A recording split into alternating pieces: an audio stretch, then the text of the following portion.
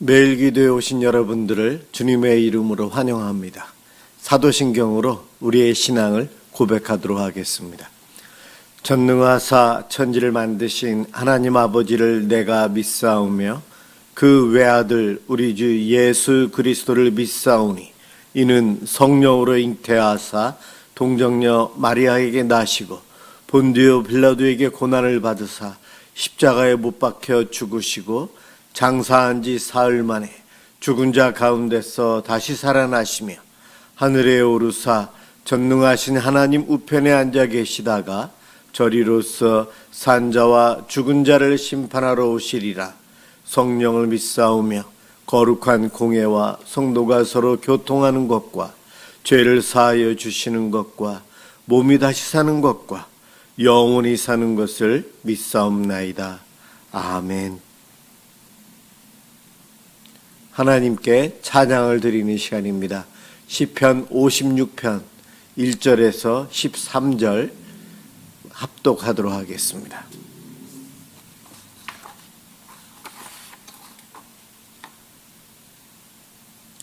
시편 56편 1절에서 13절입니다. 1절부터 시작합니다. 하나님이여 내게 은혜를 베푸소서. 사람이 나를 삼키려고 종일 치며 압제하나이다. 내 원수가 종일 나를 삼키려 하며 나를 교만하게 치는 자들이 많사오니 내가 두려워하는 날에는 내가 주를 의지하리이다. 내가 하나님을 의지하고 그 말씀을 찬송하올지라. 내가 하나님을 의지하였은즉 두려워하지 아니하리니 혈육을 가진 사람이 내게 어찌하리이까. 그들이 종일 내 말을 곡해하며 나를 치는 그들의 모든 생각은 사악이라. 그들이 내 생명을 엿보았던 것과 같이 또 모여 숨어 내 발자취를 지켜보나이다. 그들이 악을 행하고야 안전하오리이까. 하나님이여 분노하사 뭇 백성을 낮추소서. 나의 유리함을 주께서 계수하셨사오니 나의 눈물을 주의 병에 담으소서. 이것이 주의 책에 기록되지 아니하였나이까. 내가 아뢰는 날에 내 원수들이 물러가리니 이것으로 하나님이 내 편이심을 내가 아나이다. 내가 하나님을 의지하여 그의 말씀을 찬송하며 여호와를 의지하여 그의 말씀을 찬송하리이다. 내가 하나님을 의지하였은즉 두려워하지 아니하리니 사람이 내게 어찌하리이까. 하나님이여 내가 주께 서원함이 있사온즉 내가 감사제를 주께 드리리니 주께서 내 생명을 사망에서 건지셨음이라. 주께서 나로 하나님 앞 생명의 빛에 다니게 하시려고 실족하지 아니하게 하지 아니하셨나이까. 아멘. 오늘 함께 볼 하나님 말씀은 출애굽기 5장 19절에서 23절입니다.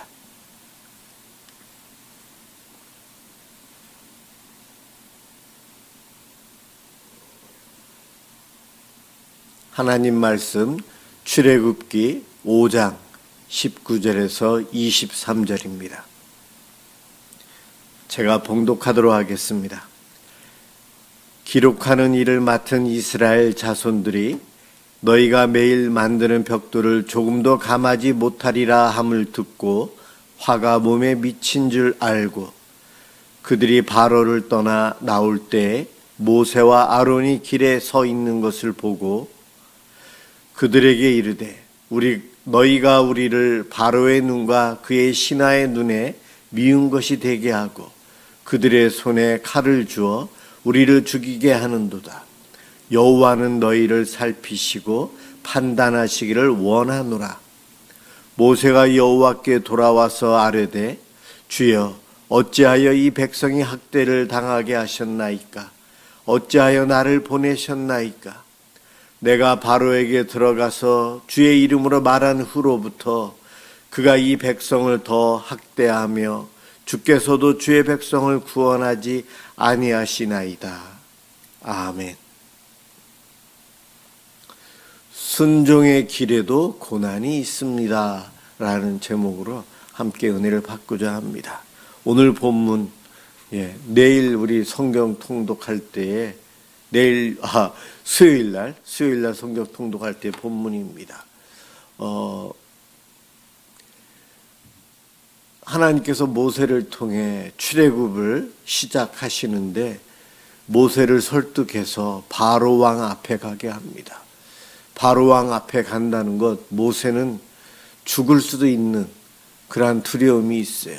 왜냐하면 왕자였다가 살인죄를 지은 다음 유대인 편을 들었기에 도망갈 수밖에 없었어요. 그랬던 그가 약 40년이 흐른 후에 다시 바로에게로 왔어요.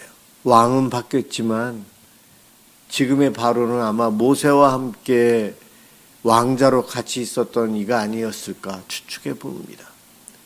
모세를 죽일 수도 있는 그러한 제국의 왕이에요. 하나님의 설득으로 모세가 그 앞에 가서 하나님께서 요구하신 대로 이스라엘 백성들을 광야로 내보내라.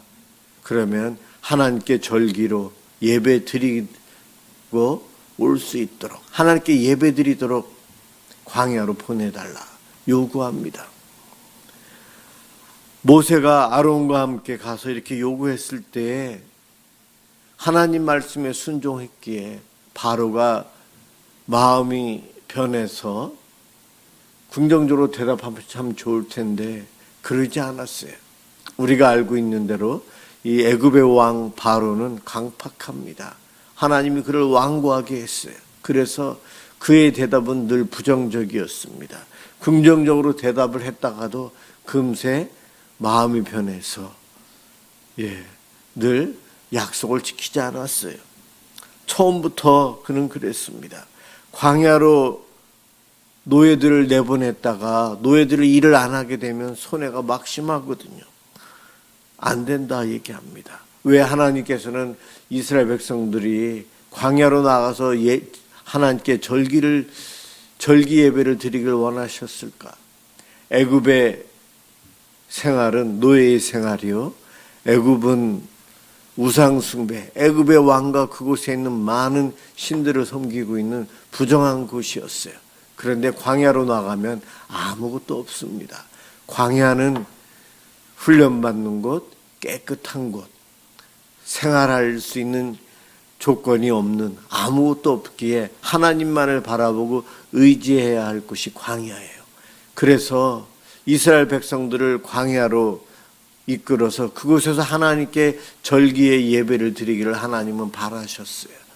그래서 바로에게 가서 첫 번째 요구를 그렇게 했지만 바로는 그 말을 들어주지 않습니다. 어떻게 광야로 사흘 길을 가게 해서 그곳에서 제사 드리게끔 하는가? 거기서부터 노예들이 다 도망가면 안 되기 때문에 이제 바로는 마음이 더 완고해져서 이스라엘 백성들이 노역을 하는 데에 풀이죠. 흙과 함께 이겨서 벽돌을 만들어야 될 지푸라기를 그동안 제공했었는데 더 힘들게 하기 위해서 지푸라기를 제공을 안 합니다. 벽돌을 만드는 재료를 주고서 만들라 했었지만 이제부터는 그러지 않는다는 거예요. 너희들이 시간이 많은가 보다. 재료도 너희가 준비하고 벽돌을 생산하는 양은 예전이나 똑같이 그대로 하라. 이것 때문에 이스라엘 민족들에게는 어려움이 옵니다. 그동안 일하는 것도 힘들었었는데 더 힘들어졌어요. 아니 모세와 아론이 와서 하나님께서 출애굽시켜 주시겠다고, 자유를 주시겠다고 말씀하셨고 그것으로 인해서 희망과 소망을 주었고 마음이 들떠 있는데, 그런데 정반대의 소식이 들립니다. 하나님의 말씀에 순종한 아론과 모세로 인해서 본인들이 기쁨을 누리고 자유를 누릴 줄 알았는데 일이 더 고되지고 더 힘들어집니다. 그것을 왕으로부터 이스라엘 민족의 대표되는 사람들이 듣고 와서 마음 속상해합니다. 그렇게 오는 길에 모세와 아론을 만나요. 만난 그들이 오늘 본문에서 이야기합니다.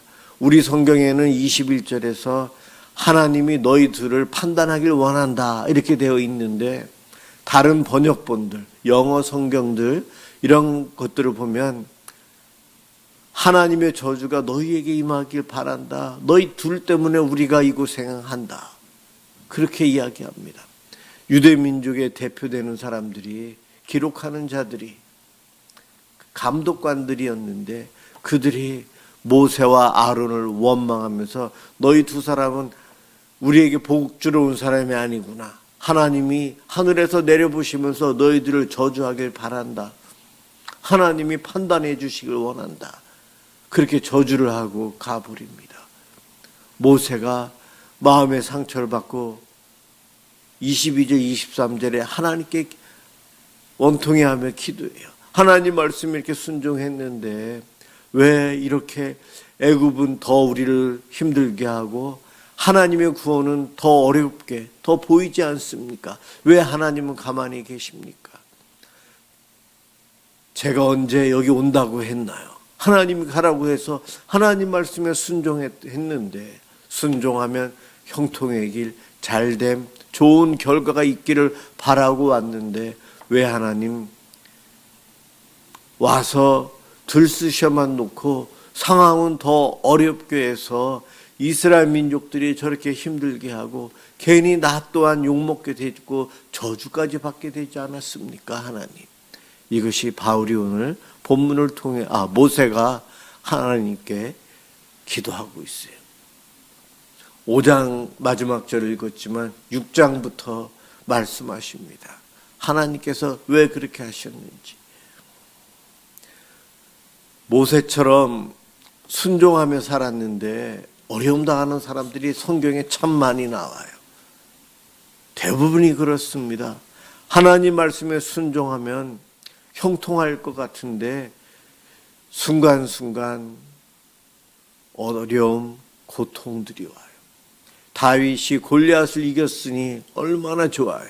찬양을 받고 인기도 올라가지만 그것으로 인해서 사울 왕으로부터 죽임당할 위험에 놓이고 도망다니는 것처럼, 예레미야 선지자는 예레미야 19장 14절 이하부터 하나님의 말씀을 백성들에게 선포합니다. 예언의 말씀을, 바로 심판의 메시지를 전해요. 그 메시지를 전하면서 하나님 말씀에 순종했던 예레미야 선지자, 그는 백성들로부터, 다른 이들로부터 미움을 받고 때려서 매를 맞고요, 끝내는 목에 차고를 메고 성전 골방에 갇혀버려요.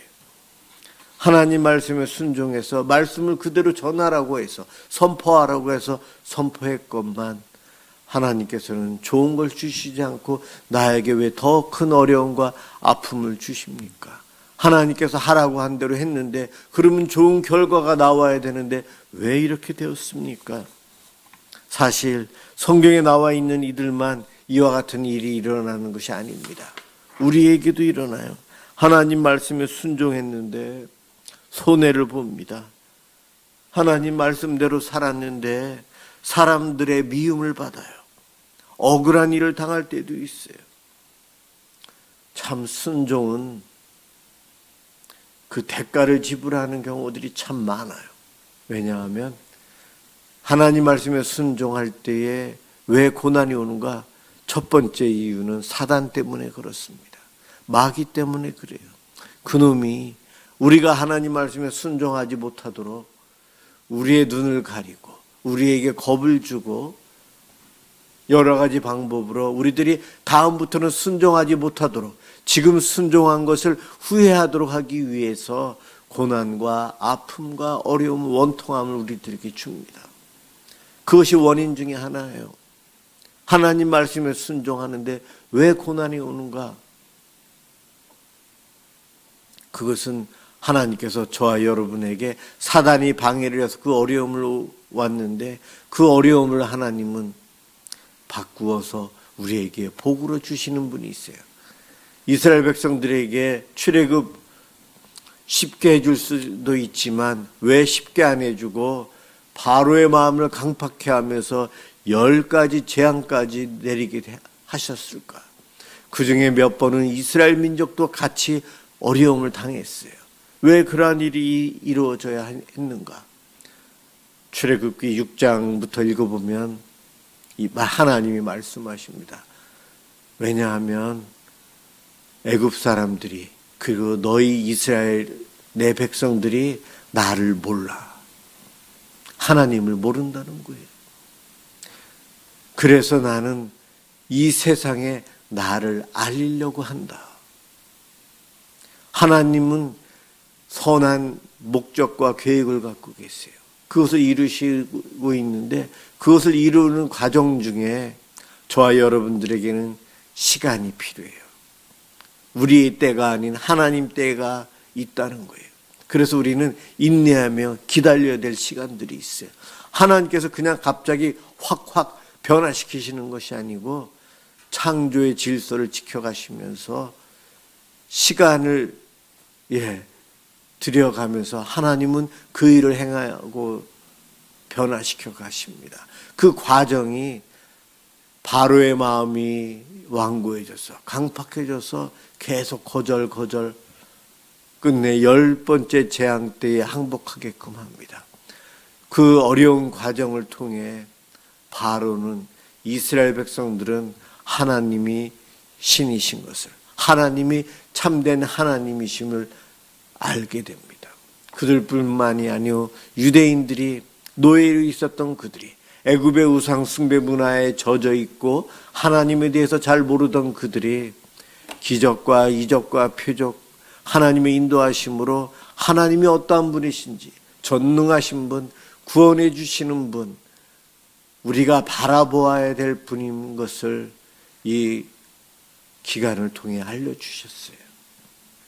예레미야는 하나님 말씀에 순종해서 외쳤건만 어려움을 당합니다. 그것으로 인해서 그 다음날 예레미야는 더 하나님께 더 가까이 나아가고 하나님과 함께하는 은혜를 드리며 사역을 계속해서 이어갑니다. 예레미야는 그 고난을 통해 하나님과 더 가까워졌어요. 그렇습니다. 하나님께서는 저와 여러분들에게도 고난, 연단을 주십니다. 우리들이 믿음으로 살고 성도로 살고 하나님 나라의 백성으로서 살아가면서 형통이 아닌 고통, 불통, 어려움을 겪고 있는 우리를 보시면서 하나님께서는 인내할 수 있는 힘을 주시고 우리를 위로해 주시고 격려해 주십니다. 우리가 인내하고 있으면서 시간이 지나면 하나님의 때가 되면 하나님께서는 우리에게 큰 복을 주십니다. 그와 같은 과정이 우리의 삶의 순간순간 계속해서 이어집니다. 그래서 성경의 믿음의 사람들, 그들은 고난 없이 살았는가? 아니요. 고난 속에서 하나님과 함께하는 삶, 그 고난으로 인해서 주님을 더 알고 더 알게 되면서 더 큰 복을 누리며 살아갔어요. 그래서 믿음으로 사는 삶에도 고난이 있는데 그 고난은 우리가 예수님과 더 친해지게 되고 우리가 더 예수님께 한 번 더 기도하게 하고 우리가 하나님을 더 찾을 수 있도록 해줍니다. 그 결과 우리는 주님과 동행합니다. 나와 하나님이 더 가까워지는 것, 이것보다 더 큰 복, 더 좋은 것이 어디 있습니까? 우리 하나님은 믿음으로 살아가는 성도들이 당하는 아픔과 고통과 어려움 하나님께서 다 알고 계세요. 그것마저도 변화시키셔서 선을 이루시는 하나님.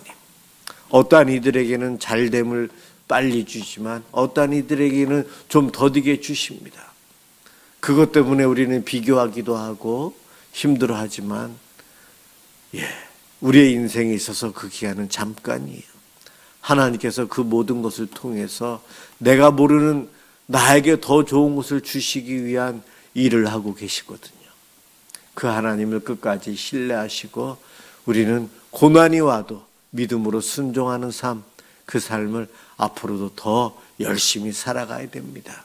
고난이 올 때에 인내할 수 있는 힘과 능력을 주시는 하나님을 더 바라봄으로 주님을 만나는 복을 누리시길 주님의 이름으로 축원합니다. 기도하겠습니다.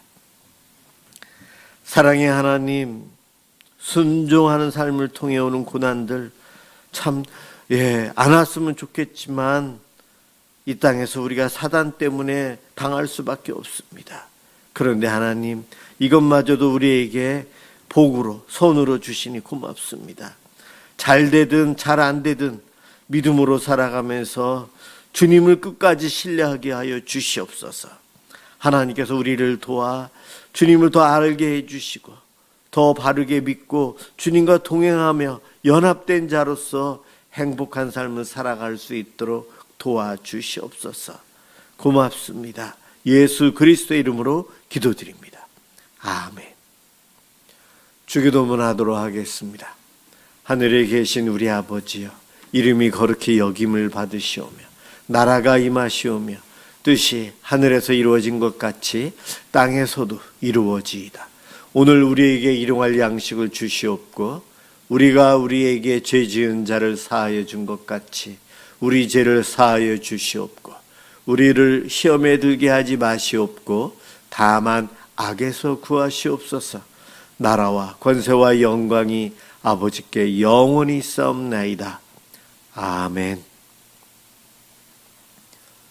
우리 월요일 저녁 각자 가정, 우리 가족들을 위해서 함께 기도하겠습니다.